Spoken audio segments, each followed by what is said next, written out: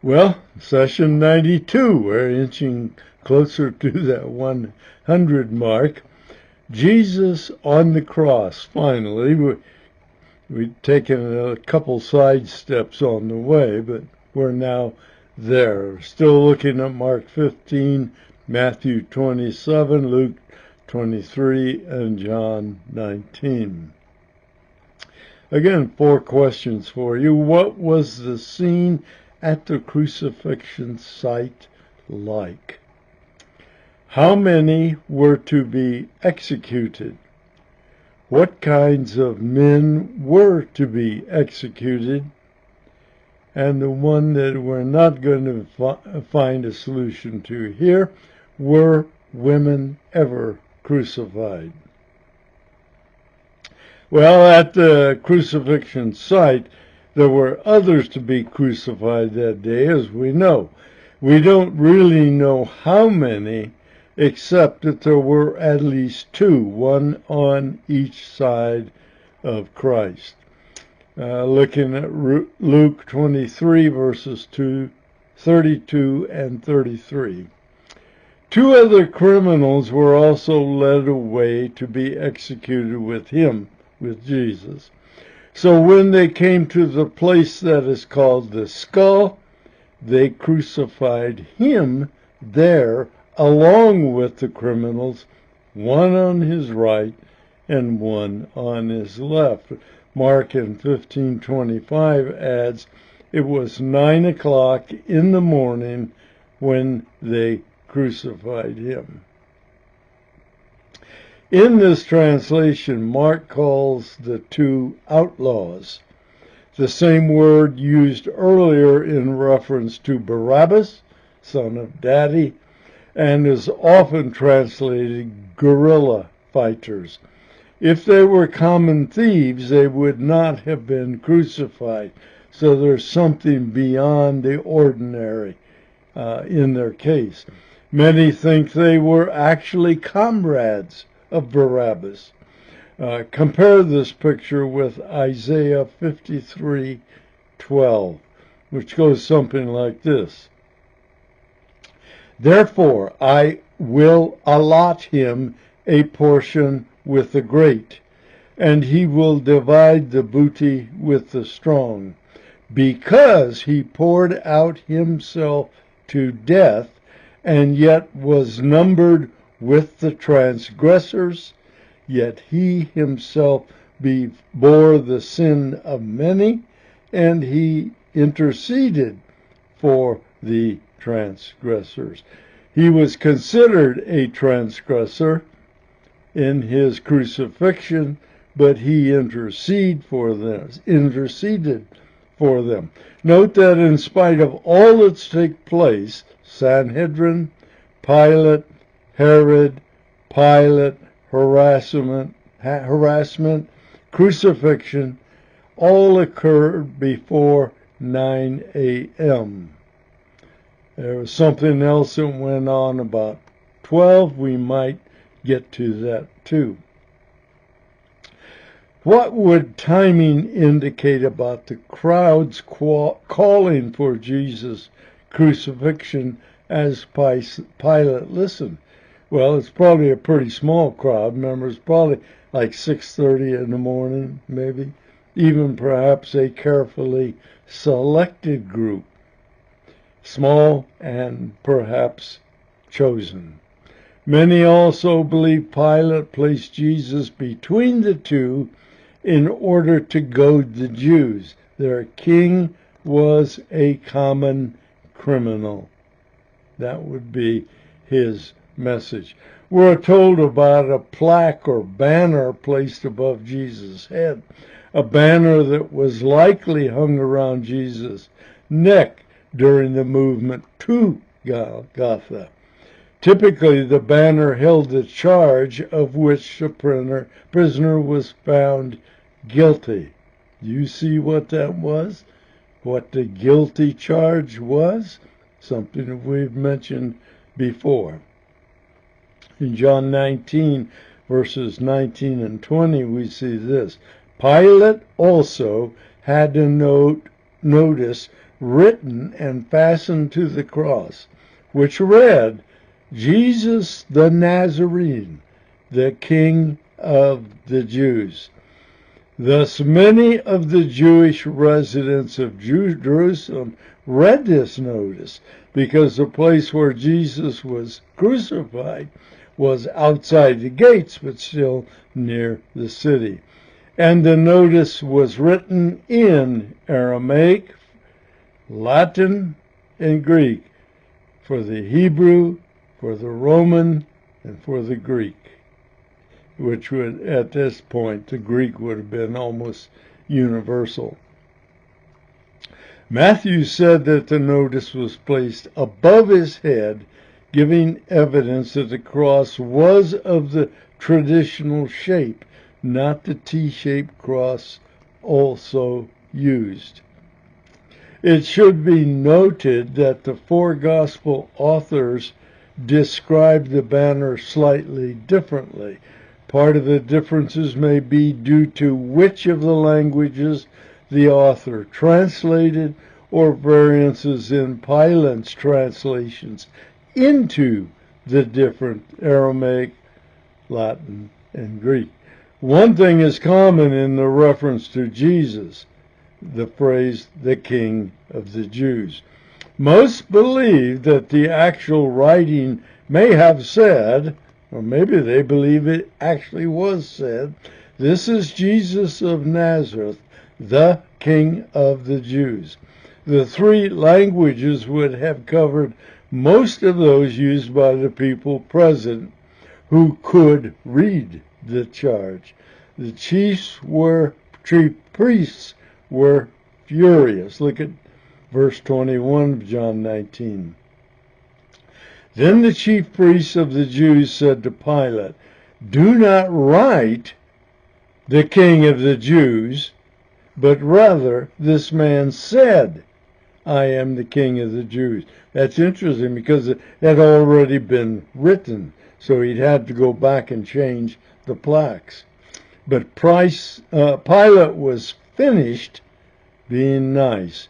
His patience had come to an end, and baiting or goading the priests was his order of business. Now, verse 22 of John 19, Pilate answered, what I have written, I have written. He said, you can stick it in your ear. It ain't getting changed.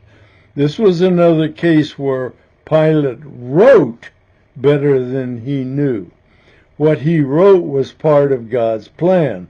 The banner was in fact correct because Jesus was King of the Jews.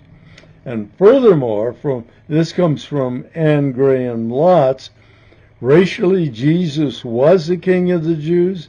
Nationally, Jesus was the King of Israel. Morally, Jesus was the King of righteousness.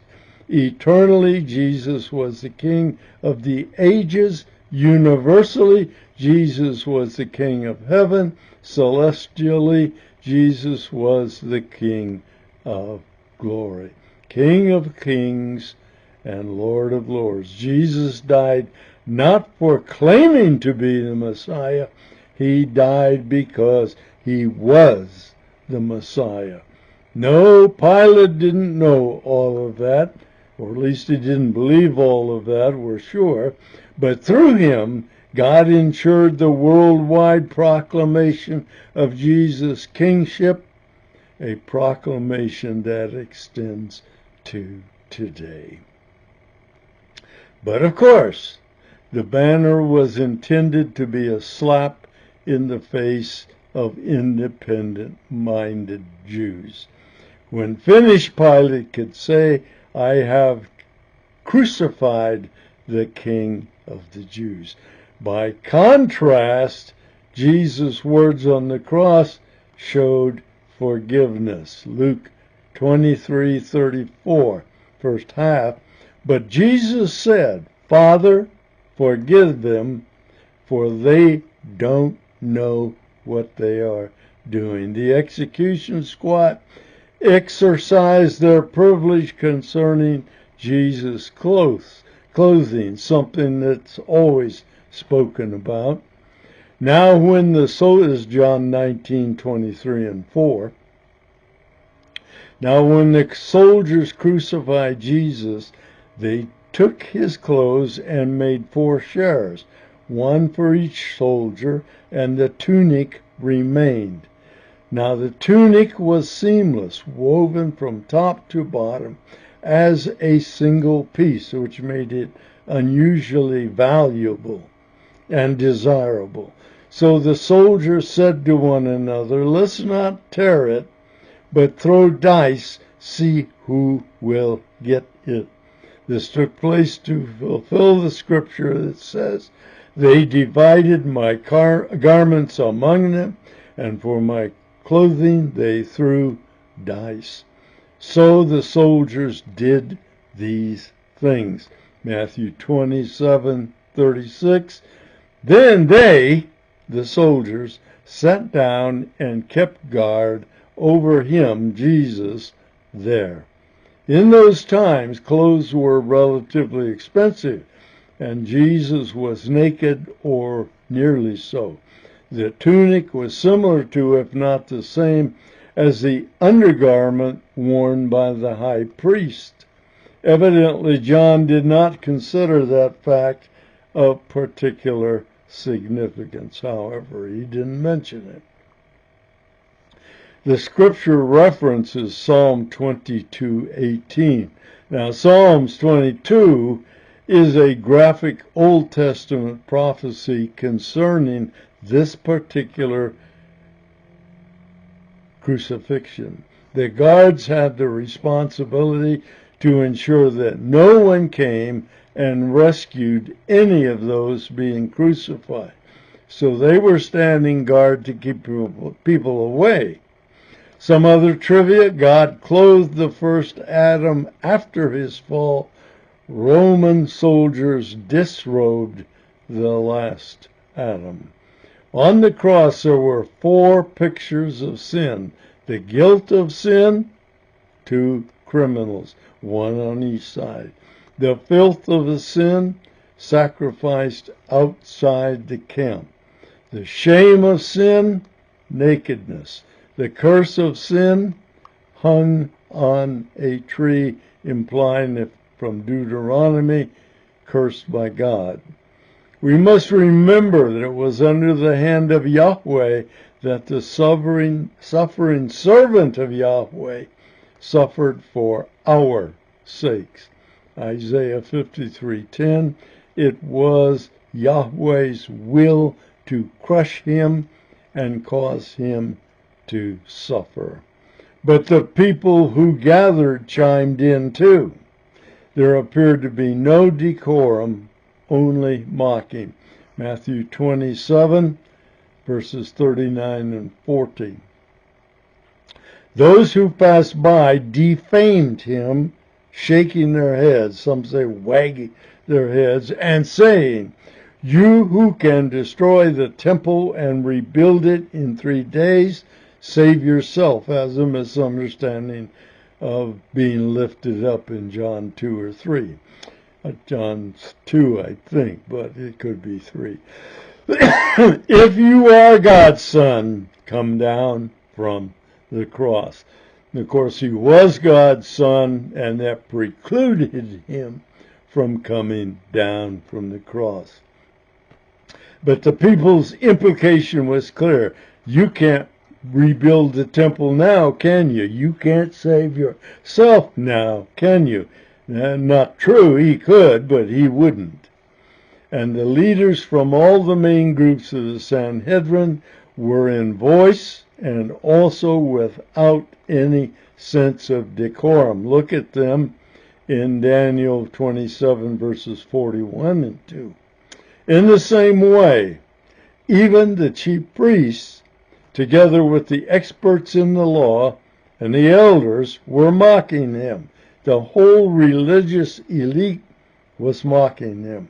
He saved others, but he cannot save himself. Wrong. He is the King of Israel. Yes. If he comes down from the cross, we will believe in him. No.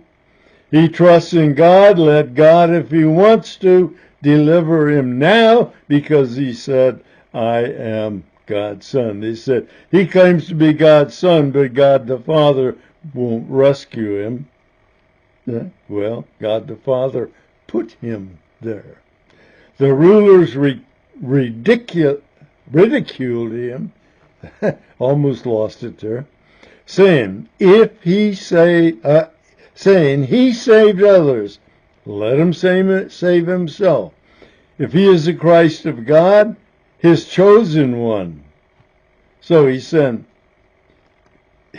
if God wants to approve it, you're the Christ of God, you're God's chosen one, let God save you. He should, right? No. Let the Christ, the King of, this is Mark 15:32.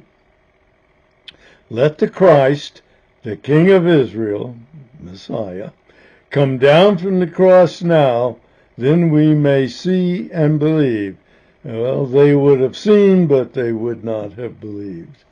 Note the priest's change from King of the Jews to Messiah and King of Israel. Mocking him, of course, because they're saying, if that's who you are, why not this? The reference to trusting in God is a crack at Jesus' claim to be Messiah. It is God who is to support the Messiah in the Messiah's work. The priest's statements were both true and false, but not in the same sense. Speaking of power, their statements were false. Jesus had the power to come down. Speaking of Jesus' mission, their statements were true. He couldn't come down and complete the atonement. But what if Jesus had come down? Would they have believed? If they did believe, would it make any difference?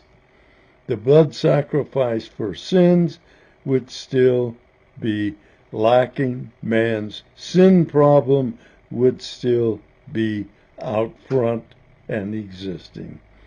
Compare the Christ of God, his chosen one, with God's comments on the Mount of Transfiguration just weeks before this. In Luke 9:35, and a voice came out of the cloud saying, this is my son, my chosen one. Listen to him. The ones being crucified with him behaved no better than the Jewish elite did. Why would you expect them to?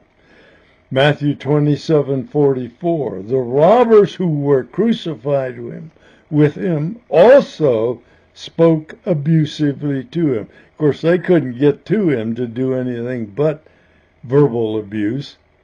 And the soldiers also, though, added their insults. The thing about the robbers was in Matthew 27:44. Here about the soldiers, we're going to look at Luke 23:36 and 37. The soldiers, Roman soldiers, also mocked him, coming up and offer him sour wine, which he had refused, remember, and saying, if you're the king of the Jews, save yourself. The two men being crucified with Jesus could well have been compatriots of Barabbas. And I think we mentioned that earlier. The word for robber is also used to mean insurrectionist, or even notorious. Well, that's another good day at the mic. Luke 23:29, though, has a bit for us. One of the criminals who was standing there railed at him.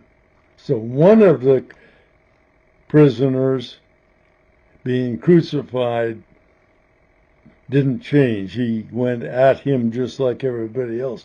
Aren't you the Christ? Save yourself and us. He said, if you are the Christ, save us too.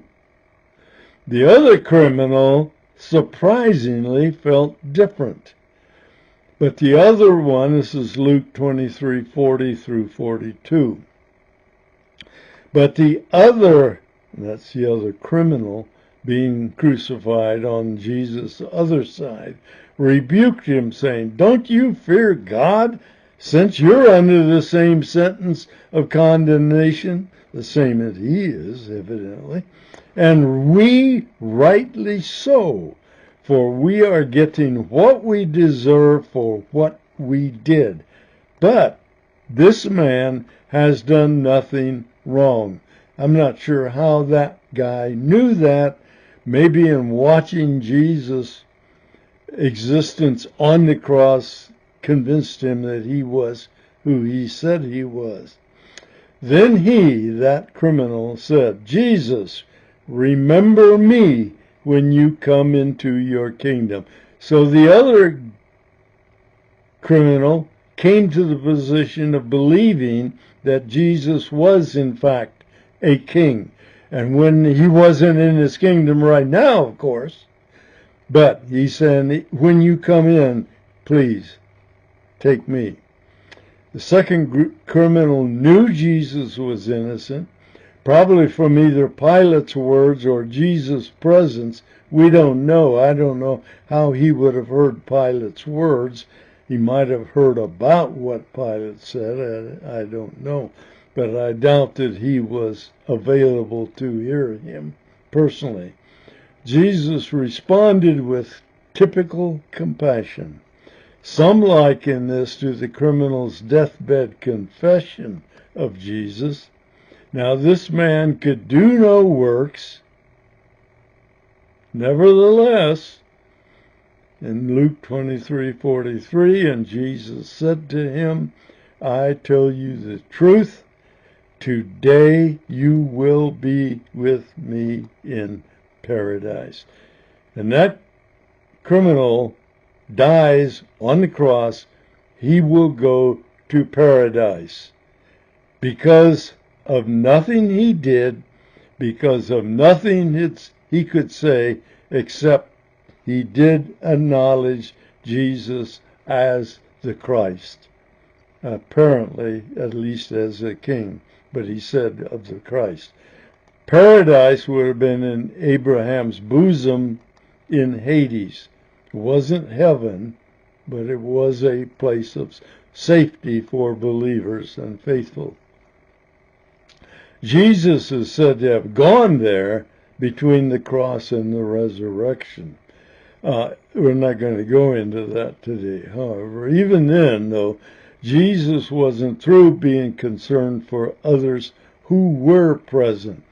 And we see that in John 19, verses 25, 26, and 27. Now, standing beside Jesus' cross were his mother, his mother's sister, which we think was Salome, Mary, the wife of Clopas, and Mary Magdalene. So 3 Marys and a sister of Mary. So when Jesus saw his mother and the disciple whom he loved, which we take to be John, the apostle, son of Salome, by the way, when he saw the disciple whom he loved standing there, John wasn't missing at this time. He was before Jesus at the cross. Jesus said to his mother, woman, look, here is your son. Not pointing to himself. He's talking about John, I believe. He then said to his disciple, which would be John, look, here is your mother. And then John writes, from that very time the disciple took her into his own home. Remember, this is John. The 3 persons, the 3 women present were Marys, all named Mary. Some believe that his mother's sister was Salome, the mother of James and John, which we've already mentioned too.